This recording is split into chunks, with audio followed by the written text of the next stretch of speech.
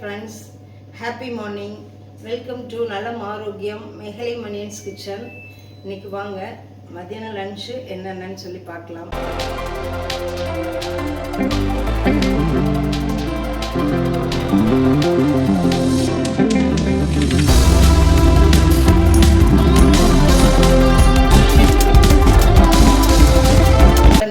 ஒரு ரெண்டு டீஸ்பூன் மட்டும் நான் விட்டுக்கிறேன். உங்களுக்கு தேவையான நல்லெண்ணெயை நீங்கள் யூஸ் பண்ணிக்கலாம். இந்த புளிக்குழம்புக்கு நல்லெண்ணெய் ரொம்பவே நல்லாயிருக்கும். அதனால் ஃபஸ்ட்டு நல்லெண்ணெயை நம்ம சூடு பண்ணிக்கிறோம். நெக்ஸ்ட்டு 1/4 டீஸ்பூன் வெந்தயம்,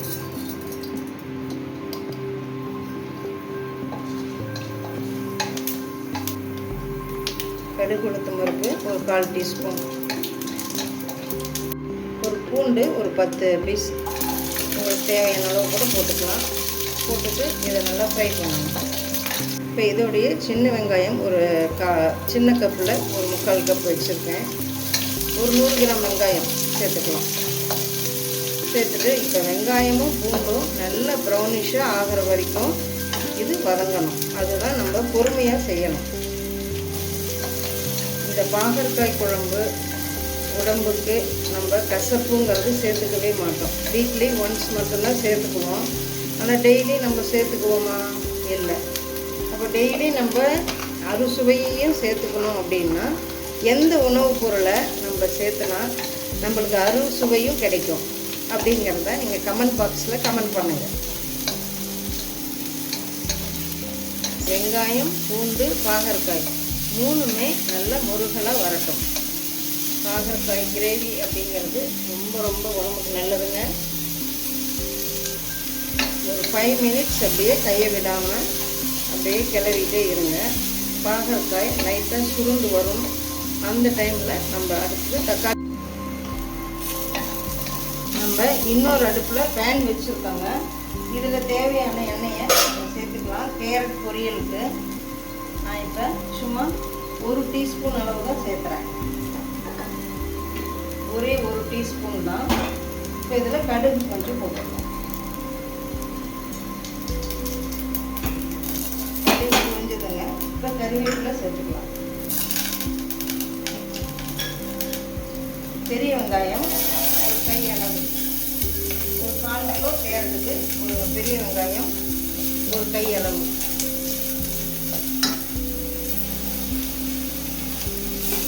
கேரட்டை நான் சின்னதாக கட் பண்ணி அப்படியே நமக்கு கிடைக்கணும் அப்படின்னா நம்ம இப்படி தான் செய்யணும்.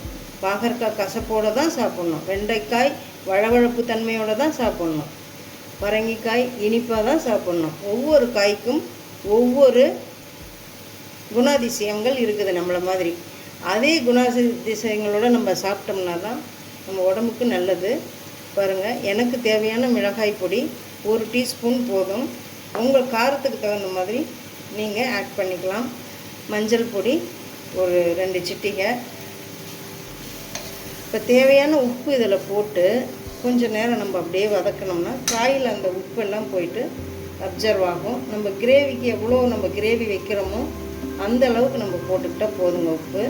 நான் இப்போ ஒரு 1/2 டீஸ்பூன் தான் போட்டிருக்கேன். சின்ன ஸ்பூனில் ஒரு 1/2 டீஸ்பூன். இப்போ இந்த தக்காளி இது எல்லாமே நமக்கு அப்படியே கிரேவி ஆகிடும். வேக வேக வேக கிரேவி ஆகிடும். இதெல்லாம் கிளறி விடுங்க.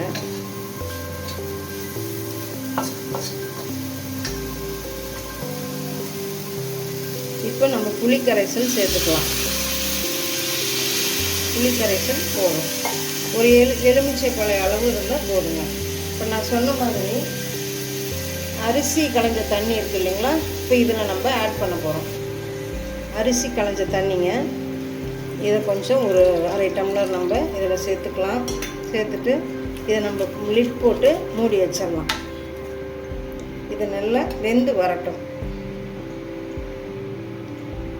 லிட் போட்டு இந்த குயின் குக்வேரில் நம்ம லிட் போட்டு இப்படி நம்ம க்ளோஸ் பண்ணி வைக்கும் பொழுது அந்த எந்தெந்த நம்ம காய்கறிகள்லாம் போடுறோமோ அந்த காய்கறிகளினுடைய சத்துக்கள் நமக்கு முழுசாகவே கிடைக்கும். அதை ஆல்கலைன் அப்படின்னு சொல்லுவாங்க. நோய் எதிர்ப்பு சக்தி, ஆன்டிபயாட்டிக், அந்த ஆல்கலைனில் நிறைய இருக்குங்க. இப்போ இந்த லிட் போட்டு மூடி வச்சுருக்கோம். 5 மினிட்ஸ் வந்து நம்ம அந்த கிரேவி வந்து கொஞ்சம் சுண்டட்டும். பாருங்கள், கேரட் பொரியலுக்கு வெங்காயம் ஒரு கண்ணாடி பதத்துக்கு வந்துடுச்சு. இப்போ நம்ம அரிஞ்சு வச்ச கேரட்டை இதில் சேர்த்துக்கிறோம். சிம்மில் வச்சு செய்யுங்க. இந்த கேரட்டுடைய முழு வைட்டமின் ஏ அப்படியே நம்மளுக்கு கிடைக்கணும் அப்படின்னா நான் சொல்கிற மாதிரி செஞ்சிங்கன்னா நம்மளுக்கு முழுசாக கிடைக்கும். எந்த ஒரு உணவுப் பொருளையும் திறந்து வச்சு வேக வைக்கக்கூடாது, மூடி வச்சு தான் வேக வைக்கணும். ரெண்டாவது, தண்ணீர் அதிகமாக சேர்க்கக்கூடாது, அதுதான் முக்கியம். தண்ணீர் அதிகமாக சேர்த்து வேக வைக்கக்கூடாது. அப்படியே ஆவிலேயே எல்லாமே எவாப்ரேட் ஆகிடும், எல்லா சத்துக்களும். ஆனால் இதில் வந்து அப்படி இல்லை. இப்போ இதில் தேவையான உப்பு நம்ம சேர்த்துக்கிறோம். உப்பு சேர்த்துக்கிறோம். உங்களுக்கு தேவைன்னா பச்சை மிளகாய் நீங்கள் ஆட் பண்ணிக்கலாம்.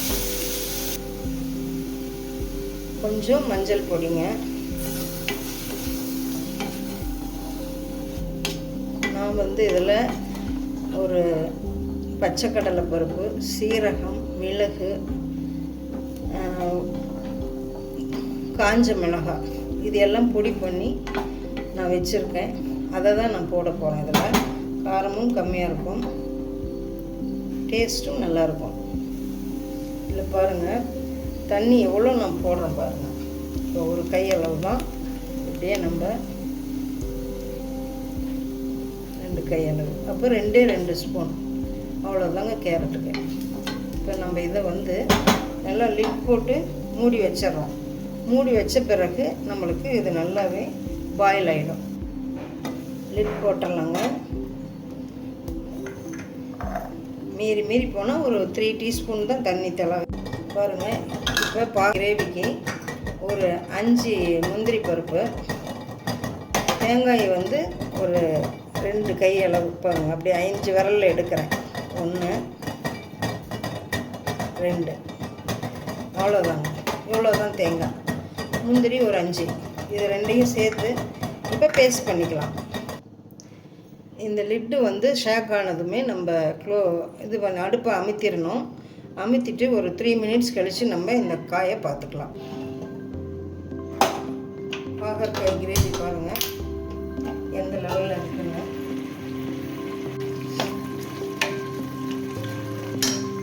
இப்போ நம்ம அரைச்சி வச்ச பேஸ்ட் இருக்கு இல்லைங்களா, அதை வந்து நம்ம அதில் ஆட் பண்ணிடலாம். தண்ணி ஊற்றக்கூடாது, அவ்வளோதான்.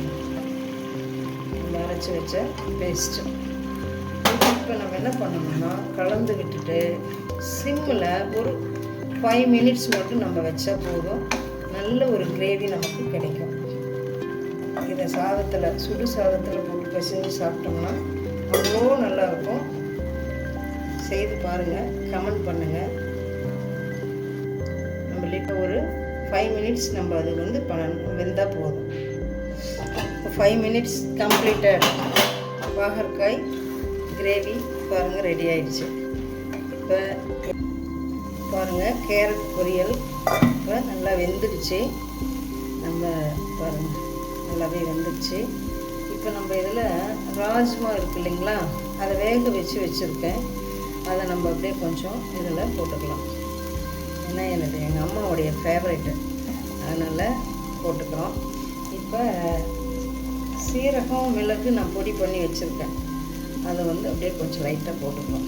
ஏன் அப்படின்னா எந்த ஒரு உணவுப் பொருளுக்கும் ஜீரணம் ஆகணும் அப்படின்னா இந்த நம்ம சீரகம் சேர்த்துக்கிறது ரொம்பவே நல்லது. இப்போ நம்ம தேங்காய் இதில் சேர்க்கிறதுனா சேர்க்கலாம், அல்லது வேண்டாம்னாலும் தேவையில்லைங்க. இப்போ நான் தேங்காய் பூ கொஞ்சம் ஆட் பண்ணிக்கிறேன். மல்லி இலைகளும் கொஞ்சம் நான் அப்படியே சேர்த்துக்கிறேன். ரொம்பவே நல்லாயிருக்கும். சீரகப்பொடி இன்னும் கூட கொஞ்சம் சேர்க்கலாங்க. ரொம்பவே அதனுடைய டேஸ்ட்டு நல்லாயிருக்கும். ரெண்டாவது ஜீரணமும் நல்லா ஆகும். நம்ம எதோ ஒரு உணவுப் பொருளுக்குமே இதை நம்ம சேர்த்துக்கிறது நல்லது. காய் பொரியல் பண்ணலாம். பரங்கிக்காய் பொரியல் பண்ண போகிறோம். இப்போ இதுக்கு தேவையான 1 டீஸ்பூன் மட்டும் நல்லெண்ணெய் விட்டுக்கலாம். 1 டீஸ்பூன் போதுங்க. 1/4 டீஸ்பூன் கம்மியாகவே நம்ம ஆட் பண்ணிக்கலாம். போதும், 1 டீஸ்பூன் போதுங்க. இப்போ இதில் கடுகு 1/4 டீஸ்பூன் கம்மியாகவே நம்ம ஆட் பண்ணிக்கலாம். பச்சை மிளகாய் நம்ம கட் பண்ணி வச்சுக்கலாங்க. பெரிய வெங்காயத்தை நான் கட் பண்ணி வச்சுருக்கேன். இப்போ இதோட நம்ம ஆட் பண்ணிக்கலாம். அதுக்கு சிம்மில் வச்சுக்கலாங்க. பெரிய வெங்காயம் கொஞ்சம் கண்ணாடி பழத்துக்கு வரட்டும்.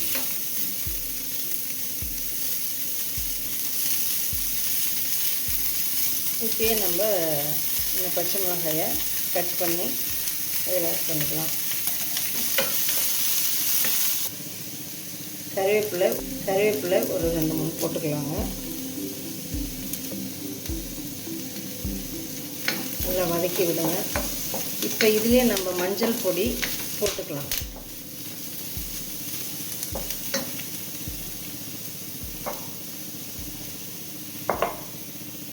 பாருங்கள், பரங்கிக்காய் நல்லா வெந்துடுச்சு. இதில் கொஞ்சம் கூட சர்க்கரையே போடலைங்க. எங்கள் தோட்டத்தில் விளைஞ்ச காய் இது. ரொம்ப ரொம்ப ஸ்வீட்டாக இருக்குது. அந்த காய் விளைஞ்ச காய் எல்லா காயுமே எடுத்து வச்சிட்டோம். தேங்காய் கொஞ்சம் போட்டுக்கலாம். அதில் தேங்காய் துருவல் அவ்வளோ டேஸ்ட்டாக இருக்குங்க அந்த பரங்கிக்காய். இதில் இப்போ கொத்தமல்லி கருவேப்பிலை அப்படியே கார்னிஷ் பண்ணிடலாம். இந்த பாத்திரத்துடைய மகிமை எனக்கு ஃபுல் ஆல்கலைன் எனக்கு கிடைக்கிது. ஆன்டிபயோட்டிக் எனக்கு நிறையவே கிடைக்கிது. Thank you my dear. இந்த குக்வேருக்கு தான் நான் ரொம்ப நன்றி சொல்லணும். Thank you friends. இன்றைக்கி சமையல் முடிஞ்சது, லஞ்சு. உங்கள் வீட்டில் என்ன லஞ்சுன்னு சொல்லி கமெண்ட் பண்ணுங்கள். நான் கேட்ட கொஷினுக்கு ஆன்சர் பண்ணுங்கள். அதாவது அறுசுவையும் நிறைந்த ஒரு காய் எது அப்படின்னு கேட்டிருந்தேன். கமெண்ட் பாக்ஸில் கமெண்ட் பண்ணுங்கள். Thank you friends. காய் கிரேவி நம்ம செய்த கிரேவி இன்றைக்கி முழுக்குமே 3 நேரமுமே 2 பேர் சாப்பிட்லாம். இந்த காய்கறி, இந்த பரங்கிக்காய், இந்த பீன்ஸ், ராஜ்மா பீன்ஸ், இது எல்லாமே முழு சத்துள்ள ஒரு உணவுங்க. ஃபேட்டு, குட் கொலஸ்ட்ரால், அதே போல் ப்ரோட்டீன், விட்டமின்ஸ், மினரல்ஸ் எல்லாமே இதில் இருக்குது. வாங்க சாப்பிட்டு பார்க்கலாம். டேஸ்ட் எப்படி இருக்குதுன்னு சொல்கிறேன்.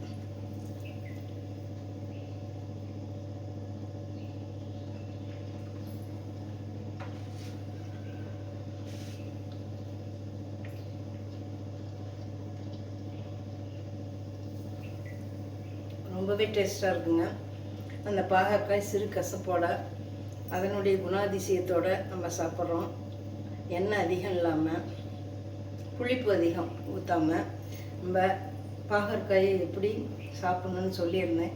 அதை உங்களுக்கு பிடிச்சிருந்தா ஃபாலோ பண்ணிக்கோங்க ஃப்ரெண்ட்ஸ். Thank you friends. தேங்க்யூ.